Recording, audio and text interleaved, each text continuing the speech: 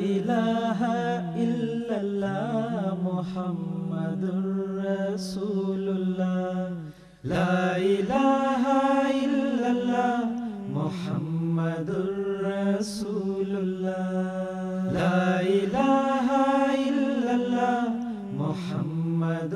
رسول اللہ۔ اعوذ باللہ من الشیطان الرجیم، بسم اللہ الرحمن الرحیم۔ ناظرین کرام، السلام علیکم ورحمۃ اللہ وبرکاتہ۔ اپنے وعدے کے مطابق جن دوستوں کو ہم نے گزشتہ ہفتے بتایا تھا کہ آپ کے سوالات ہمیں موصول ہو گئے ہیں اور انشاءاللہ اگلے ہفتے ہم پیش کریں گے، تنویر صاحب، محمد حنیف عامر صاحب اور اسی طرح باقی دوست، تو آج کی سیٹنگ میں ہم انشاءاللہ آپ کے سوالات پر گفتگو کریں گے۔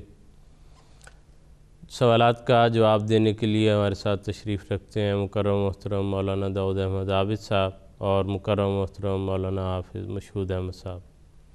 سوالات کا آغاز کرتے ہیں، اور آپ جانتے ہیں ہم سے سوالات پوچھنے کا، رابطہ کرنے کا طریق کہ ای میل یا ٹیکسٹ کے ذریعے آپ ہمیں سوالات اپنے بھجوا دیتے ہیں۔ وہ سوالات آپ کے روزمرہ کے معاملات سے تعلق رکھتے ہو سکتے ہیں، یا ہماری گفتگو سننے کے نتیجے میں کوئی اور پہلو آپ جو ہے سمجھنا چاہتے ہیں، پوچھنا چاہتے ہیں، اس پر بھی پوچھ سکتے ہیں، یا آپ سمجھتے ہیں کہ کسی اور نئے موضوع پر ہمیں گفتگو کرنے کی ضرورت ہے تو وہ بھی آپ تجویز کر سکتے ہیں، ہم انشاءاللہ بڑی خوشی سے اس کو بھی شامل کریں گے۔ آج کے سوالات کی طرف چلتے ہیں، اور پہلا سوال آج کا یہ ہمیں تنویر احمد صاحب نے پاکستان سے پوچھا ہے۔ حافظہ تنویر صاحب کا سوال یہ ہے کہ اگر کوئی شخص رمضان کے مہینے میں فوت ہو تو کیا یہ اس کے لیے اچھا ہے اور اس کے لیے بخشش کا ذریعہ ہو سکتا ہے؟ شریعت اس حوالے سے کیا کہتی ہے؟ اعوذ باللہ من الشیطان الرجیم، بسم اللہ الرحمن الرحیم۔ جہاں تک شریعت کا تعلق ہے تو اس نے رمضان میں کسی کے فوت ہونے کو معیار نہیں بنایا کہ فلاں شخص اگر رمضان کے مہینے میں فوت ہوگا تو وہ ضرور جنت کا حقدار ہوگا۔ بخشش کے لیے اور خدا تعالیٰ کی رحمت کو جذب کرنے کے لیے جو معیار خدا تعالیٰ نے قرآن کریم میں ہمیں بتایا ہے وہ کچھ ان الفاظ میں ہے۔ اللہ تعالیٰ فرماتا ہے، اعوذ باللہ من الشیطان الرجیم، بسم اللہ الرحمن الرحیم، ان الذین آمنوا وعملوا الصالحات لہم جنات تجری من تحتها الانہار، کہ وہ لوگ جو ایمان لائے ہیں اور انہوں نے مناسب حال نیک عمل بجا لاتے رہے ہیں اپنی تمام زندگی میں، تو وہ ہیں جو جنت کے حقدار ہیں۔ تو گویا ایمان کو اور اعمال صالحہ کو اور اس کے اندر مستقل ترقی کرتے چلے جانے کو خدا تعالیٰ نے بخشش کا جو ہے وہ معیار ٹھہرایا ہے۔ باقی رہا کہ رمضان میں اگر کوئی فوت ہو جائے تو رمضان میں فوت ہونا تو کوئی ایسی انوکھی بات نہیں ہے۔ دنیا میں حضور صلی اللہ علیہ وسلم کے بعد سے اب تک کئی رمضان آئے ہیں، اور لاکھوں نہیں تو کروڑوں ایسے لوگ جو شرک کی حالت میں مرے ہیں یا دیگر ادیان پر مرے ہیں اسلام کے سوا، وہ سارے فوت ہوتے چلے جا رہے ہیں۔ تو پھر اگر اللہ نہ کرے اگر اس کو معیار بنائیں گے تو پھر ان کے لیے بھی بڑی سعادت کی بات ہوگی ایک مشرک کے لیے کہ وہ رمضان میں فوت ہو گئے، تو بہرحال یہ معاملہ نہیں ہے۔ ہاں، جہاں تک تعلق ہے رمضان کی فضیلت کا تو وہ قرآن کریم میں حضور صلی اللہ علیہ وسلم کی حدیث میں بڑی وضاحت کے ساتھ صراحت کے ساتھ مذکور ہیں۔ ایک حدیث میں آپ صلی اللہ علیہ وسلم نے فرمایا ہے کہ من قام رمضان ایمانا و احتسابا فقد غفر له ما تقدم من ذنبه، کہ جو شخص رمضان کو ایمان کی حالت میں اور اپنے اعمال کے محاسبے کی حالت میں بسر کرتا ہے تو اس کے جو ہیں وہ پچھلے گناہ جو ہیں بخش دی جاتے ہیں۔ ہاں، اگر ایسا شخص فوت ہوتا ہے تو ہم خدا تعالیٰ سے اس بات کی امید رکھتے ہیں کہ یقیناً خدا تعالیٰ اس کے ساتھ مغفرت کا سلوک فرمائے گا، وگرنہ اس کے علاوہ اور کوئی اس کی حقیقت نہیں ہے۔ کہ وقت کا جو اپنی ذات میں اس سے کوئی تعلق نہیں ہے، وہ تو اس کے لیے ہے جو اپنے اوپر جس نے رمضان کو لاگو کیا ہو، جو رمضان میں داخل ہوا ہے اور اس کے لیے کوشش کر رہا ہے، اگر اس حالت میں اس کی وفات ہو جاتی ہے تو یہ توقع کی جاتی ہے، یہ امید کی جاتی ہے اللہ تعالیٰ کی رحمت سے کہ اللہ تعالیٰ اس کو اس کے نتیجے میں جو ہے جس کام کے لیے وہ کوشش کر رہا تھا اس کے نتیجے میں اللہ تعالیٰ اس کی بخشش کر دے۔ ایسے ہی ہے نا، جیسے کہ آپ نے فرمایا کہ رمضان جب آتا ہے تو سفیدت الشیاطین، جو شیطان ہے اس کو جکڑ دیا جاتا ہے۔ ہم دیکھتے ہیں کہ کئی مسلمان ممالک ایسے ہیں جہاں پہ جو چور بازاری ہے اور مہنگائی ہے اور اس قسم کی دوسری چیزوں کے شیطان ہیں وہ کھل کے باہر آ جاتے ہیں، پہلے سے بڑھ جاتے ہیں۔ تو حقیقت یہ ہے کہ جس بندے نے رمضان کو اپنے اوپر اپلائی کیا ہی نہیں ہے اس کو اس رمضان نے کوئی فائدہ نہیں دینا. رمضان کا فائدہ اس کو ہے جس نے اس کو اپنے اوپر لاگو کیا ہے اور اس کے مطابق اس نے اپنی زندگی گزاری ہے. تو یہ کیفیت ہے جس کا اگر کوئی انسان فائدہ اٹھا سکے تو. وغیرہ اس کے یعنی رمضان کے مہینے میں چڑھنے والے سورج میں تو کوئی ایسی تاثیر نہیں ہے کہ وہ زبردستی جو ہے وہ لوگوں کو ایسے بنا دے گا. اس لیے وہ کسی بھی وقت میں جو انسان اس طرح نیکی کے حوالے سے اپنے اوپر لاگو کرے تو اس کے لیے بہتر ہے. اور البتہ یہ ہے کہ اس خیال سے اگر کوئی گزر رہا ہو اس مہینے سے کہ یہ اللہ تعالیٰ کی بخشش کا اور رحمت کا مہینہ ہے تو اس کی اس نیت کا اس کے جو ذہن میں اس کے کار فرمایا اس حوالے سے اللہ تعالیٰ نیتوں کے مطابق اس سے نرمی کا اور رحمت کا سلوک کر سکتا ہے. اگلا سوال ہمارے پاس دوسا یہ محمد حنیف حامد صاحب نے لاہور سے ہمیں پوچھا ہے. وہ کہتے ہیں کہ لائف انشورنس کے بارے میں اسلام کیا کہتا ہے, کیا اجازت ہے؟ جہاں تک انشورنس کی بات ہے تو فی حد ذات ہی تو اس میں کوئی ایسی بات نہیں ہے جو اسلامی تعلیم کے منافی ہو. صرف انشورنس کی میں بات کر رہا ہوں, لیکن اس کی آگے شرائط کیا ہیں وہ شرائط اس کے بارے میں اس مشکلات پیدا کرتی ہے. حضرت خلیفۃ المسیح رابع رحمہ اللہ نے اس بارے میں ایک موقع پر مجلس سوال و جواب میں بڑا واضح جواب ارشاد فرمایا, اور آپ نے بتایا کہ یہ جو انشورنس ہے اس کا عام علماء بھی اور ہماری جماعت نے بھی بالکل اس بارے میں اتفاق ہے کہ انشورنس بری چیز نہیں ہے اور اسلام اس کو منع نہیں کرتا. لیکن اگر وہ پیسہ جو انسان لگا رہا ہے وہاں پہ وہ دے رہا ہے اس مد میں, اس کے ساتھ کیا سلوک ہو رہا ہے, کیا اس کے اوپر اس کو جو منافع یا پروفٹ مل رہا ہے وہ سود کی شکل میں ہے یا وہ منافع کی شکل میں ہے جو سود کی شکل میں نہیں ہے, تو وہ کیفیت اس کو حلال اور حرام کی ضمن میں اس کو کرتی ہے. تو حضور نے اس لیے یہ ارشاد فرمایا تھا کہ اس معاملے میں جماعت سے باقاعدہ طور پہ پوچھنا چاہیے, ان کی شرائط کو سامنے رکھ کے مد نظر رکھ کے کہ یہ شرائط ہیں, اس کے مطابق کیا یہ انشورنس جائز ہے کہ نہیں ہے. تو یعنی اس ضمن میں اگر اس کی شرائط سود والی نہیں ہے تو پھر وہ جائز ہے, اگر سود والی شرائط اس میں ہوں تو پھر بہرحال منع ہے سود کی وجہ سے. ٹھیک ہے دوستو, آگے چلتے ہیں. ہمارے پاس یہ سوال ہے یاسمین احمد صاحبہ نے جرمنی سے یہ سوال بھجوایا. آپ صاحب پوچھتی ہیں کہ اگر کسی عورت کا خاوند فوت ہو جائے جس کی عمر 65 سال کے قریب کی ہے تو کیا وہ عدت کے دوران اپنی بیٹی یا بیٹے کے پاس رہنے کے لیے جا سکتی ہے؟ اس بارے میں قرآن کریم کا جو تاکیدی ارشاد ہے وہ یہ ہے کہ والذین یتوفون منکم ویذرون ازواجا یتربصن بانفسہن اربعۃ اشہر وعشرا, کہ وہ افراد جو فوت ہو جاتے ہیں اور اپنی پیچھے بیوائیں چھوڑ جاتے ہیں تو ان پر یہ فرض ہے کہ وہ اپنے آپ کو جو ہے وہ 4 مہینے 10 دن جو ہے وہ عدت کے طور پر گزاریں. اور آگے فرمایا فَإِذَا بَلَغْنَ أَجَلَهُنَّ فَلَا جُنَاحَ عَلَيْكُمْ فِي مَا فَعَلْنَ فِي أَنفُسِهِنَّ بِالْمَعْرُوفِ. جب وہ عدت کی مقررہ میعاد ختم کر لیں تو اس کے بعد ان کو اجازت ہے کہ وہ کہیں جا سکتی ہیں. تو فقہاء نے اس بارے میں یہی بات کہی ہے کہ اس کے لیے بہت بہتر ہے کہ وہ جو عدت کی عمر ہے وہ اپنے خاوند کے گھر میں یا جو اس کا مستقل گھر ہے جہاں پہ وہ رہتی ہے وہیں پر گزارے. لیکن ایک استثناء جو ہے وہ فقہاء نے اس بارے میں بیان کیا ہوا ہے کہ اگر کوئی ایسی مجبوری ہے جو اضطراری کیفیت میں شامل ہو جائے, مثلاً کوئی ایسی حالت ہے کہ خوف کی حالت ہے, اگر کوئی بچہ نہیں رہتا, کوئی نہیں ہے, میاں بیوی اکٹھے رہتے تھے, تو کہیں اضطرار کی کیفیت ایسی ہے کہ اس کو ڈر لگتا ہے یا وہ اس عمر کو پہنچ گئی, اثر ہوا ہے. ویسے بھی غم کی کیفیت ہوتی ہے کہ ایک زندگی کا ساتھی جو ہے وہ گزر گیا, وہ اکیلی ہو گئی ہے. یا دوسرا یہ ہے کہ وہ اس عمر کے حصے کو پہنچ گئی ہے کہ اس کو ضرورت ہے کہ کوئی اس کی خدمت کرے, کوئی اس کی کیئر کرے, کوئی اس کی دیکھ بھال کرے. تو ایسی صورت میں جو ہے وہ فقہاء نے اجازت دی ہے کہ وہ کسی بہتر جگہ پر شفٹ ہو سکتی ہے, اور بہتر جگہ بیٹے کا گھر ہو سکتا ہے, بیٹی کا گھر ہو سکتا ہے, جہاں پہ جایا جا سکتا ہے. جی ٹھیک ہے. اب صاحب آگے ہم چلیں گے. دوستہ یہ ہمیں پوچھا سواؤدین احمدی صاحب نے, وہ کہتے ہیں کہ عشاء کی نماز رات کس وقت تک پڑھی جا سکتی ہے؟ اس ضمن میں حضور صلی اللہ علیہ وسلم کو حضرت جبرائیل علیہ السلام کے ذریعے سے نماز کے اوقات سکھلائے گئے, اور حضرت جبرائیل علیہ السلام 2 دن مسلسل حضور صلی اللہ علیہ وسلم کے پاس نمازوں کے وقت میں آتے رہے. پہلے دن میں جو آپ نے نمازیں حضور صلی اللہ علیہ وسلم کے ساتھ پڑھی وہ پہلے وقت میں تھیں, اور دوسرے دن جو نمازیں پڑھیں وہ دوسرے آخری وقت میں تھیں، اور فرمایا اس کے بعد یہ بتایا کہ یہ نمازوں کے اوقات ہیں، جو مومن بھی ان کے درمیان نماز ادا کرے گا اس کی وہ نماز وقت کے اندر ادا ہوئی۔ تو اس میں اگر اس حدیث میں دیکھا جائے وہ متفق علیہ حدیث ہے، تو اس سے پتہ چلتا ہے کہ جو عشاء کی نماز کا وقت ہے وہ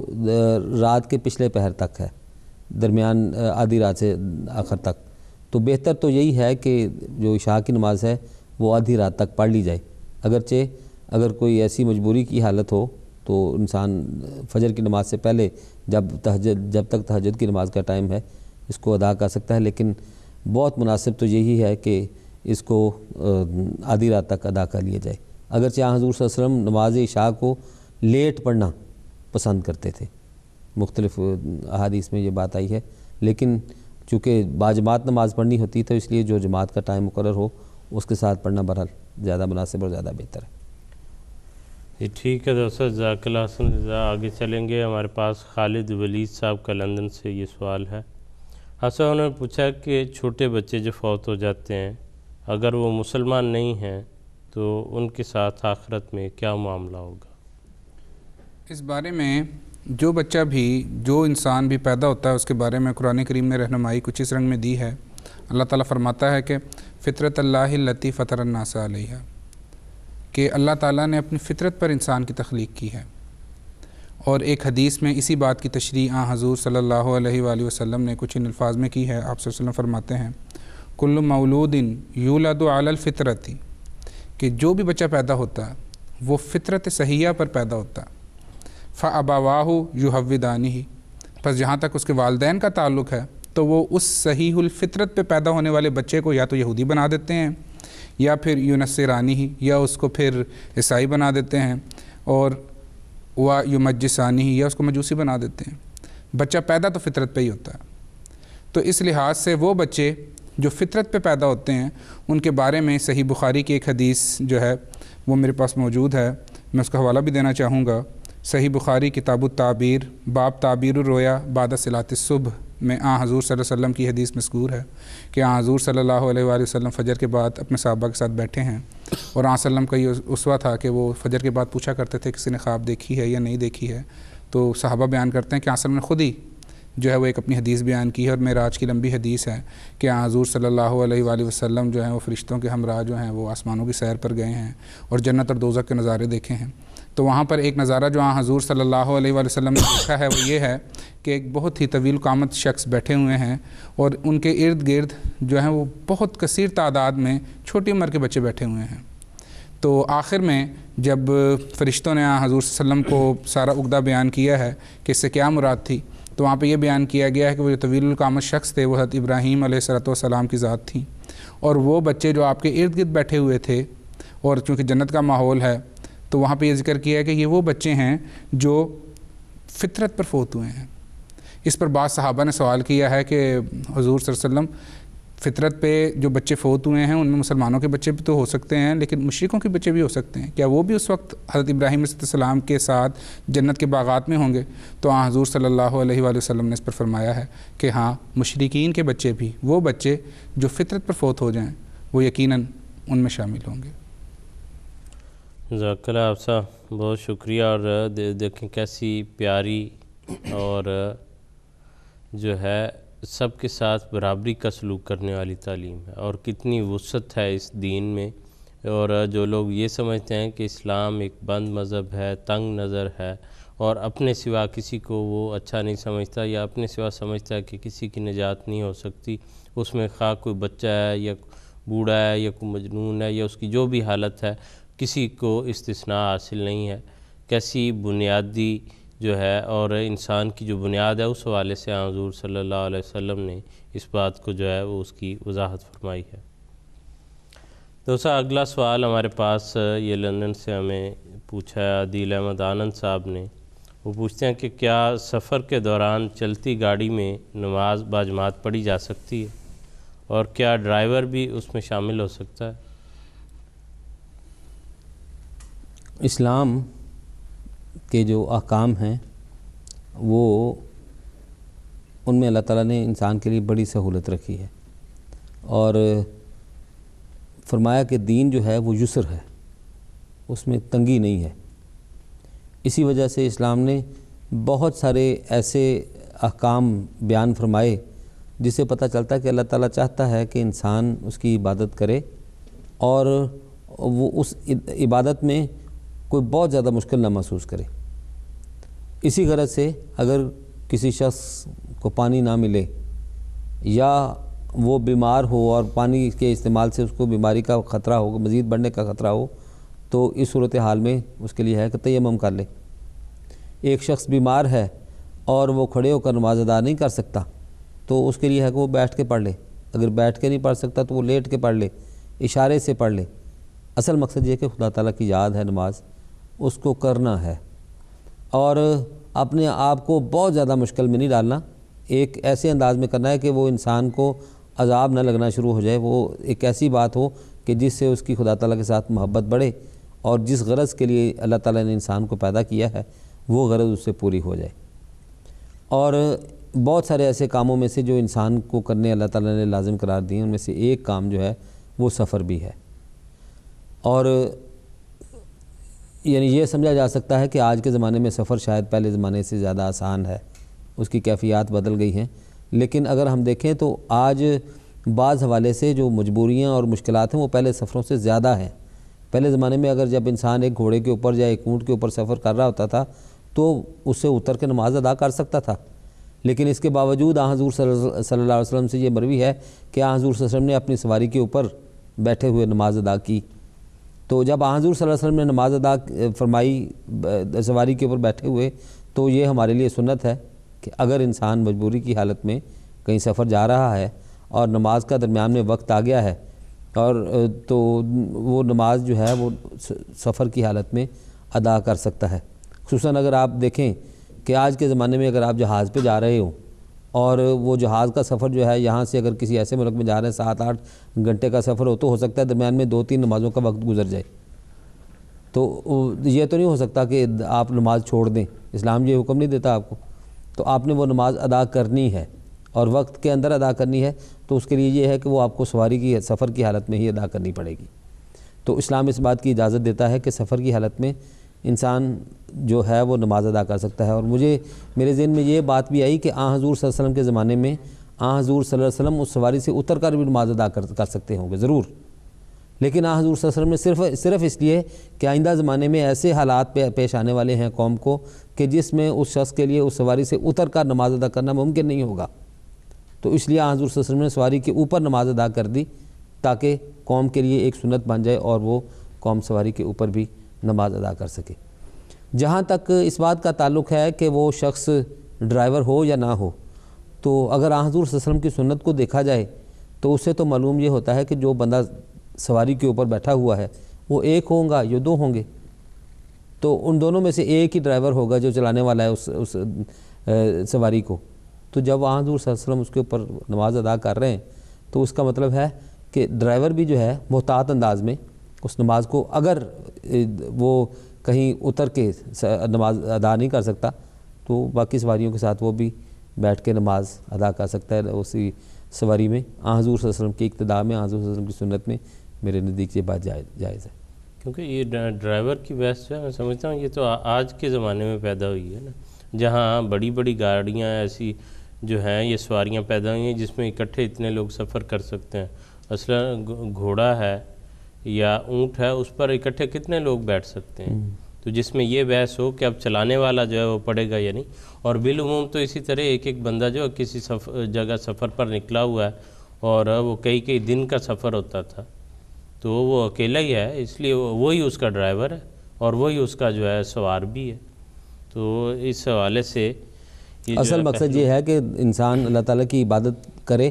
اور اسے پہلو تہی نہ کرے، اس میں سستی جو ہے وہ انسان کسی بھی حالت میں، خواہ وہ امن کی حالت ہو خواہ وہ جنگ کی حالت ہو، حتیٰ کہ جنگ کی حالت میں بھی اللہ تعالیٰ یہ فرماتا ہے کہ انسان نے جو نماز جو ہے وہ قائم کرنی ہے۔ فَإِذَا اطْمَأْنَنْتُمْ فَاذْكُرُوا اللَّهَ كَمَا عَلَّمَكُمْ، کہ جب تم مطمئن ہو جاؤ، سفر کی حالت جاتی رہے، امن کی حالت میں آ جاؤ یا جنگ کی حالت ہے وہ زائل ہو جائے، تو پھر بھی جس طرح اللہ تعالیٰ نے سکھایا ہے اسی طرح کرنی اطاعت ہے اصل میں اللہ تعالیٰ کی، تاکہ اطاعت جو ہے وہ اس سے انسان باہر نہ نکلے۔ جی ٹھیک ہے دوستو، جزاک اللہ۔ آگے چلتے ہیں آپ صاحب. یہ سوال ہمیں عائشہ صدیقہ صاحبہ نے دارالعلوم جنوبی روا سے پوچھا ہے. کہتی ہیں کہ حضرت صلی اللہ علیہ وسلم کا جنازہ کیسے ہوا تھا اور کس نے پڑھایا تھا؟ سب سے پہلے تو ہمیں یہ بات اپنے ذہن نشین کرنی چاہیے ہے کہ یہ واقعہ آج سے 1400 سال پہلے وقوع پذیر ہوا. یہ وہ دور تھا جب موبائل فون کی سہولت نہیں تھی. اگر کہیں کوئی پیغام بھیجنا پڑتا تھا تو قاصد کو بھیجنا پڑتا تھا. بعض اوقات 2 3 4 دن کی مسافت طے کر کے وہ پیغام جو ہے متعلقہ جگہ تک پہنچایا کرتا تھا. تو حضور صلی اللہ علیہ وآلہ وسلم کے جو واقعات تاریخ میں مذکور ہیں کہ جو حالات ہوئے اس کے مطابق ایسا ہونا کہ ایک وقت میں مدینہ اور اس کے ارد گرد کے جتنے بھی علاقے ہیں وہاں سے سب لوگوں کا ایک ساتھ جمع ہو جانا اور پھر جمع ہو کر ایک باجماعت نماز آن وسلم کی جنازے کی صورت میں پڑھی جانا یہ ممکن نہیں تھا. تو اس ضمن میں جو باتیں تاریخ میں ہمیں ملتی ہیں وہ یہ ہیں کہ جب حضور صلی اللہ علیہ وآلہ وسلم کو حضرت عائشہ کے حجرے میں رکھا گیا، جس کے بارے میں بڑی قوی احادیث ایسی موجود ہیں، ایسے دلائل موجود ہیں کہ وہ اتنی بڑی جگہ نہیں تھی، اور بعد کے آنے والے واقعات نے بھی یہ ثابت کیا کہ وہ اتنی جگہ تھی کہ جہاں پہ صرف 3 قبروں کی جگہ ہوتی، جن میں حضرت وسلم کی، حضرت ابوبکر کی اور بعد میں حضرت عمر کی بھی جگہ وہاں پہ مختص کی گئی، معین کی گئی. تو وہ جگہ اتنی بہرحال نہیں تھی. تو جب حضور صلی اللہ علیہ وسلم کا جنازہ تیار ہو گیا ہے تو اس کے بعد روایات میں آتا ہے کہ جو اہل بیت تھے، جن میں حضرت علی، حضرت عباس اور دیگر جو آپ کے قریبی تھے، اقربا تھے، انہوں نے آ کے جنازہ پڑھا ہے وسلم کا. اور پھر ان کے بعد جو ہے وہ کبار صحابہ، جن میں حضرت ابوبکر ہیں اور دیگر صحابہ ہیں، انہوں نے پھر حضور صلی اللہ علیہ وسلم کا جنازہ ادا کیا ہے. اور اس کے بعد کہا جاتا ہے کہ مدینہ کے جو لوگ تھے وہ بھی 10 کی ٹولیوں میں آتے تھے. جو حجرہ تھا اس کا کچھ نقشہ ایسا تھا کہ گھر کے ایک طرف سے داخل ہوتے تھے اور ایک دروازہ اس کا مسجد میں کھلتا تھا. تو ایک طرف سے آتے تھے لوگ اور دوسری طرف سے وہ نماز ادا کر کے باہر چلے جاتے تھے. تو کہا جاتا ہے کہ کم و بیش بھی ایک دن جو ہے وہ اس سارے سلسلے میں لگا رہا کہ پورا دن مسلسل لوگ آتے رہے جاتے رہے اور تقریباً جتنے بھی لوگ پہنچ سکتے تھے انہوں نے آ کے حضور صلی اللہ علیہ وآلہ وسلم کی نماز جنازہ ادا کی ہے. ہاں ایک فرق ہے کہ وہ نماز جنازہ اجتماعی نہیں تھی بلکہ انفرادی حالت میں پڑھی گئی. ہر شخص نے آ کے انفرادی طور پر حضور صلی اللہ علیہ وآلہ وسلم کی نماز جنازہ ادا کی ہے. اور اس کے بارے میں ایک بات جو ایک کتاب طبقات ابن سعد میں لکھی ہوئی ہے، وہ کہتے ہیں کہ حضور صلی اللہ علیہ وآلہ وسلم کی یہ وصیت تھی کہ اسی طرح سے کیا جائے. اور مزید وہ یہ کہتے ہیں کہ اس کے پیچھے حکمت کیا تھی یہ اللہ بہتر جانتا ہے. تو خلاصہ کلام یہ کہ حضور صلی اللہ علیہ وآلہ وسلم کا جنازہ ہوا اور کئی بار ہوا، لیکن وہ اجتماعی رنگ میں نہیں تھا، انفرادی رنگ میں وہ جنازہ ادا کیا گیا ہے. اور کوئی ایک امام کا اس طرح ذکر نہیں ملتا کہ کسی نے معین طور پر پڑھایا ہو جیسی شکل آج ہم دیکھتے ہیں. جی بالکل. اور اس کی کئی وجوہات جو ہیں وہ ہو سکتی ہیں، جو ہے اطلاعات کا نہ پہنچنا، لوگوں کا اس طرح سے نہ جمع ہونا، اور جگہ کی تنگی بھی ہو سکتی ہے کہ وہ حجرہ اس قدر چھوٹا تھا کہ ایک جمع غفیر وہاں پہ سما نہیں سکتا تھا. تو بعض نے ایک یہ بھی توجیہ بیان کی ہے کہ جو آیا اس نے پھر وہ نماز ادا کر. اور جیسے جیسے لوگ آتے رہے ہیں تو انہوں نے وہ وہاں پہنچ کر وہ پڑھ لیا. ٹھیک ہے جزاک اللہ دوسا، بہت شکریہ آپ کا بھی. ناظرین کرام، کوئی اور سوالات جو آپ ہمیں بھجوانا چاہیں ہم ان کو ویلکم کرتے ہیں. اسی طرح کوئی آپ تجویز دینا چاہیں، کوئی موضوع جو ہے جو آپ سمجھتے ہوں کہ اس پر ضرورت ہے بات کی جائے، ڈسکس کیا جائے، یا کسی اور ٹی وی چینل پر آپ نے کوئی بات ایسی سنی جس کو آپ سمجھتے ہیں آپ کو شک شبہ ہے کہ درست نہیں ہے، وہ بھی آپ پوچھ سکتے ہیں. اسی طرح میں یہ بھی بتانا چاہوں گا کہ ہم انشاءاللہ جو ہے آئندہ ایک سلسلہ ہم شروع کرنے والے ہیں جس میں ہم اسی پروگرام میں گفتگو کریں گے پردے کے موضوع پر. تو پردے کے متعلق آپ کوئی بات جو ہے ہم سے پوچھنا چاہتے ہوں، کوئی وضاحت جو ہے وہ کرنا چاہتے ہوں، یا آپ کے مقامی سطح پر آپ سمجھتے ہوں کہ بعض ایسے مسائل ہیں جن کی طرف توجہ دلانے کی ضرورت ہے، وہ بھی آپ ہمیں لکھ سکتے ہیں. ہم انشاءاللہ کوشش کریں گے کہ ان تمام پہلوؤں کا احاطہ کیا جا سکے. تو آئندہ جو چند پروگرام ہیں اس میں ہم انشاءاللہ اس موضوع پر گفتگو کریں گے اس پروگرام کے اندر. اجازت دیجیے، انشاءاللہ پھر ملاقات ہوگی. السلام علیکم ورحمۃ اللہ وبرکاتہ. لا الہ الا اللہ محمد رسول اللہ. لا الہ الا اللہ محمد رسول